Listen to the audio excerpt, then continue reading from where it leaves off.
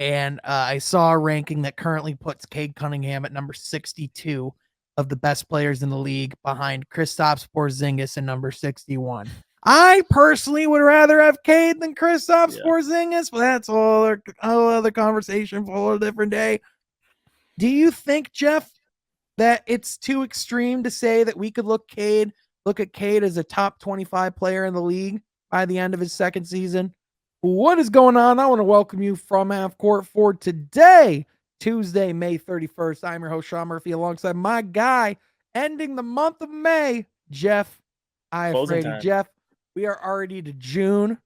Not only are we already to June, but we are already to the NBA Finals, Jeff. Mm-hmm. How are you feeling?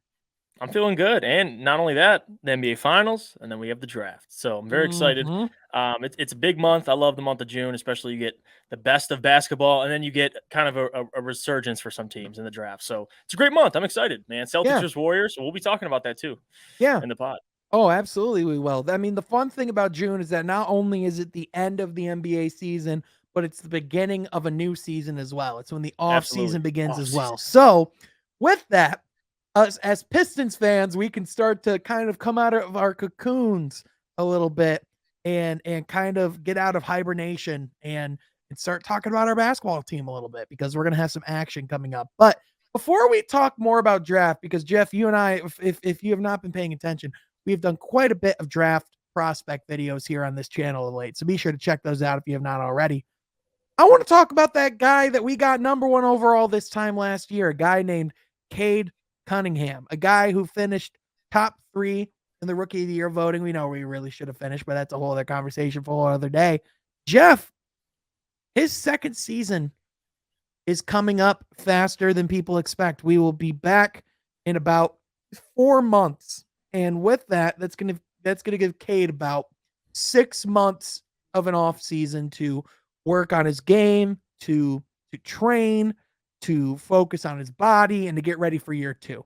Yep. And we've seen more and more of late young players really succeeding and taking big steps at a younger and younger age. So, Jeff, I wanted to have a little bit of a conversation about Cade Cunningham, and I want to kind of gauge what we should expect from year 2. So, Jeff, my question to you is, what kind of leap do you think it's realistic to expect of Cade? And do you think that it's the kind of leap where we should be expecting a play-in or a playoff appearance for the Pistons? We'll pump on the play-in and the playoff talk, but I will say this: rookie year to your sophomore year, I think it's the biggest jump you could take in your career. That shows not only what a player, because listen, we watched Cade this year, and you'd like him to get to the free throw line more. Goddamn, the refs don't give him anything. Let's just get that Yep. straight. So hopefully, as he matures I in the need to league, he'll get start there getting these balls. together when it comes to that. Another point of that is he needs to get stronger, and he's Yep. doing that, of course. Obviously, the percentages, I don't really like talking about the percentages because he was injured, came back. He kind of had to work himself back into getting more efficient. So, I mean, the percentages will be fine. I mean, what should we expect for year 2? Obviously, 20 points per game. I've been saying this. I think that's a minimum. He's too damn good. I mean, he got 17 with barely getting to the line. Low efficiencies, too. But again, it depends what they do in the draft. It depends what they do in the offseason. Because who you put around them, then you can, if they draft a Jaden Ivey or, a Shaden Sharp, Ben Mathurin, whoever it is, it's obviously going to, the more talent you surround Cade with, like we always say, he may not only be your leading scorer in the next couple of years, because the more you add talent, he'll still be your best player. But I don't think he'll have the pressure like now to just constantly go out and take over games. But I'm excited for year 2. I think you're going to see a lot more this year, and it's hard to say that because he has such a complete game. But I think he's gonna ball out this year, man. I think if I had to put a stat line up and say a prediction, give me 22 points. I'll say 22, 5 and 5 again. 22, 6 and 6. I mean, that's easy money. It's easy money. Yeah, absolutely. I think that's valid on pumping the brakes on playoff and play-in. I'm not saying those are my expectations. To Pistons fans. Yeah, 100%. Yeah, because listen, this guy is special, and if we were drafting in that top 3, if we trade up and possibly move and trade make our draft position a little different, maybe that's a little bit of a different conversation. But for now, it's going to be interesting because that draft pick really is a To me, it's not just like it's not just you're going with a player. I think you're going with the philosophy of how you want to play with Cade, right? Or like who you want to Right. put around Cade. In my opinion, whoever that is, I think they're going to be able to make Cade's job easier next season. But also, I think for one, like you said, I would expect he's going to get to the free throw line more.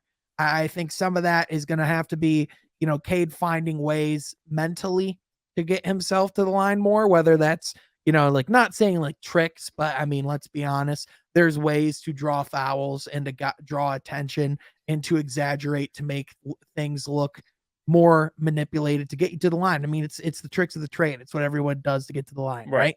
And so learning some of those things, getting more reps, becoming more of a veteran. I mean, the guy's only 20 years old, so he's going to come into the season being 21.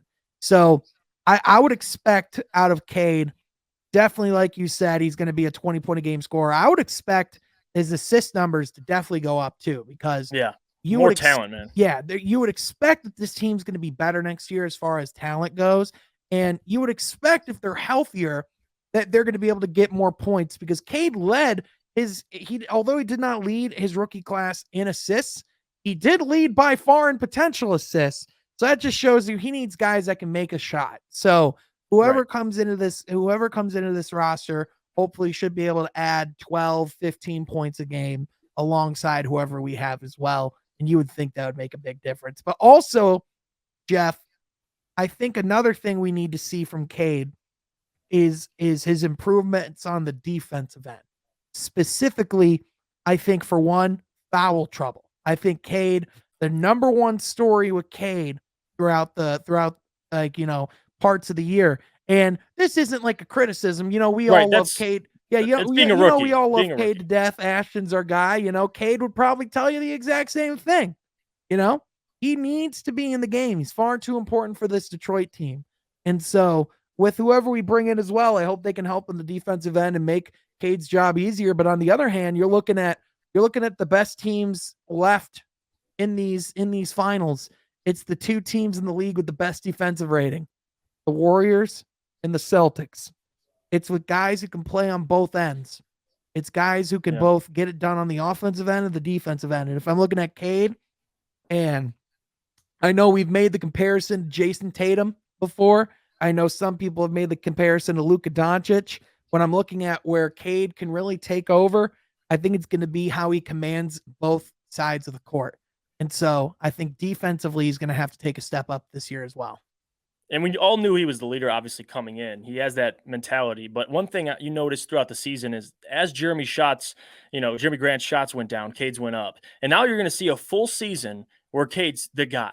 And obviously that's important because it happened midway through the season. I think the things you're talking about too with the foul trouble and getting to the free throw line, those things in the efficiency numbers I mentioned earlier, those things are going to get better from your rookie year to your second year. So that's the things that we're always nitpicking right now because Cade has such a complete game. I mean, if you want to discuss any rookie, we can, but with Cade, he brought so much in right away that now it's like, all right, foul troubles. Getting into foul trouble, taking fouls that you shouldn't at bad times. And then you also have the free throw line, which again, getting stronger and those things like that. He'll stay healthier. So it'll work itself out. I'm Yep. excited, man, to see him. I really am. It's going to be great. Yeah, absolutely. Now, when looking at what he can do as far as where the team can go, as far as the off season, do you think that Cade showed enough his rookie year that changes your timeline at all of bringing in stars? Are you more open to the idea of bringing in a guy, say like DeAndre Ayton, if he's available, because you look at what he could do with Cade Cunningham and you wonder if that could possibly accelerate your timeline?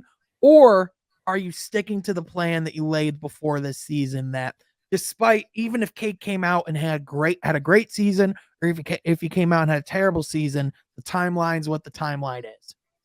I think it gives Troy Weaver options, of Yeah. course. I mean, that's always a positive. But another thing is not just about Cade, it's about everybody else.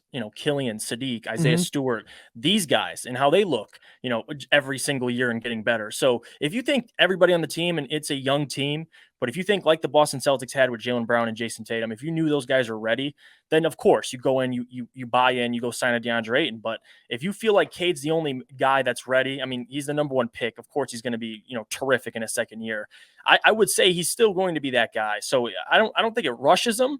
But Mhm. certainly, if they go out and sign a DeAndre Ayton and they go and sign whoever else, I'm just bringing DeAndre Ayton just the example. You don't really know who they're going to sign, but Right. you go out and add talent. It also depends on who they're taking at 5 and Yep. how early they like. If you take Jaden Ivey and he comes out the gates ablazing, of course. I mean, then you are okay. Now we have a dynamic backcourt. You can kind of speed Right. things up. But if you take Shaden Sharp, let's say, and you need more work, of course it's going to slow things down. So I think it gives them options, and that's a great thing.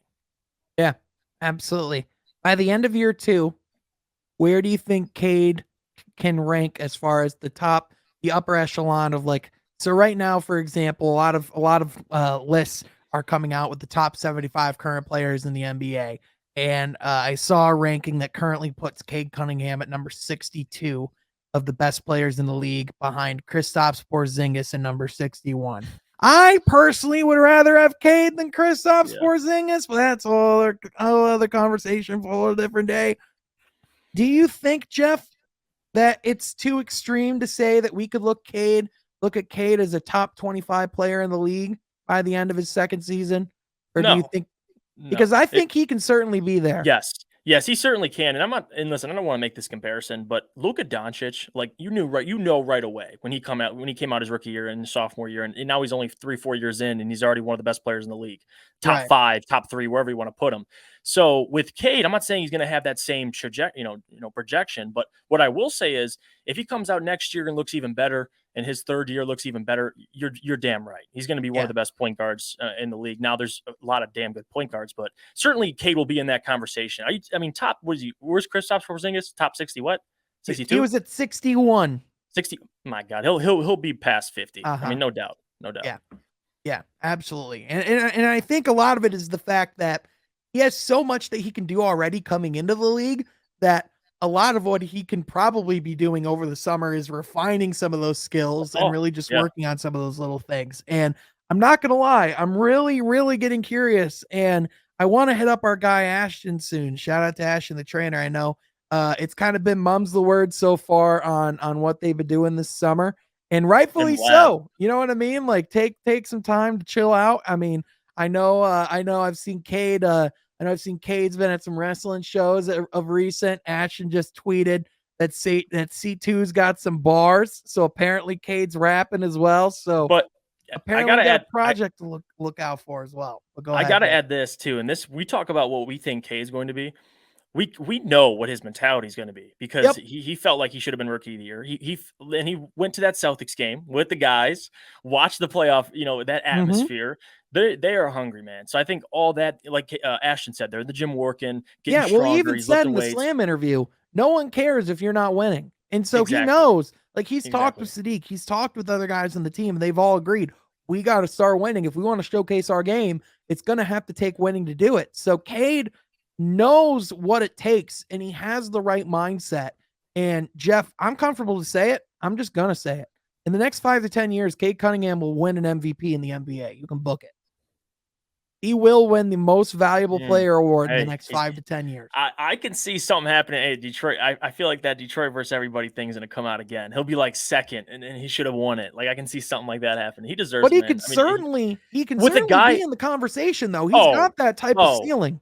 yes, and he has that game, that type of game where he Oh can yeah. do his game is pretty much complete. So especially if he gets better, like you were saying, obviously defensively he's good, but if he's great, Oh, my and he God, has he'll the he'll be intangibles to be great. oh absolutely And there were times defensively last year where he was great. looked pretty It's damn just great. Yeah, yeah, yeah. It's just honestly, it's a lot of just being young and learning what it takes to stay on the court defensively in this league, because you're gonna face the craftiest offensive players you have ever seen. That's just how this league works. So, one saying I always hear and I believe in it. mhm. In the NBA, you're not stopping anybody. You're just making Yep. it harder for him. That's all it is. So make it Yeah. harder, Cade. He can do it. Absolutely. He's Now, a Jeff, beast. my one last question. With Cade and his overall trajectory, Mhm. does his ability and what we're seeing he can do now, does that make the timeline for these other guys on this team to develop shorter. Say, for example, Killian Hayes, for example. I think his season and what he does is ultimately going to say if he's on this team beyond even the trade deadline or not. I think he's very much going to be playing for his job this season. And I think a lot of that's because as much as we want to grow and as much as we want to develop and take the time so that we don't have to be in this position ever again, at the same time, you also don't want to wait too long for guys to develop because at a certain point it's Mhm. just never going to happen, right? And I will say this: when you have a guy like Cade on your team, no one's safe but Cade. Like in terms of Mhm. getting traded, that's just how it works. Like Yeah. Dallas would say everybody but Luca is available, and Yeah, that's like how it Sadiq, works. Sadiq That's is, how it works. yeah, Sadiq would probably be the other guy we would say more than likely would be untradeable. But I mean, let's be honest. If it If was a there is a package, if there is a top 10 caliber player that is in play, Sadiq Bey is going to be in that. If we get Devin Booker and they ask for Sadiq Bey back, I'm sorry, but Sadiq's going. That's just how yeah, that trade's going to work. and a But lot of other things, but yeah, yeah, but I think ultimately I think there's a lot that we can expect out of Cade this season. I'm excited to talk with Ashton soon, figure out what exactly they're working on. I'm gonna reach out to him soon and see what they've got going on. I love those guys, and I'm sure they're yeah, doing a good whole lot people. and having fun right now. But I know at the same time how those guys work, and one of their mottos is while they're asleep, we're working. He's cooking. So He's working. you He's know working. they're working. And with that, what do you think of Cade Cunningham specifically? What do you think his ceiling can be? Where do you think he will go in year two? Let us Mhm. know in the comment section down below. Also, be sure to follow my guy Jeff Iafrady on Twitter at Jeff Iafrady and also myself at Sean Half Court. We are continuing on the grind. We have reached monetization. We appreciate all of y'all for that.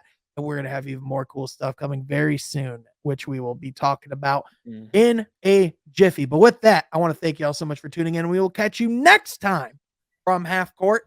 Be sure to subscribe.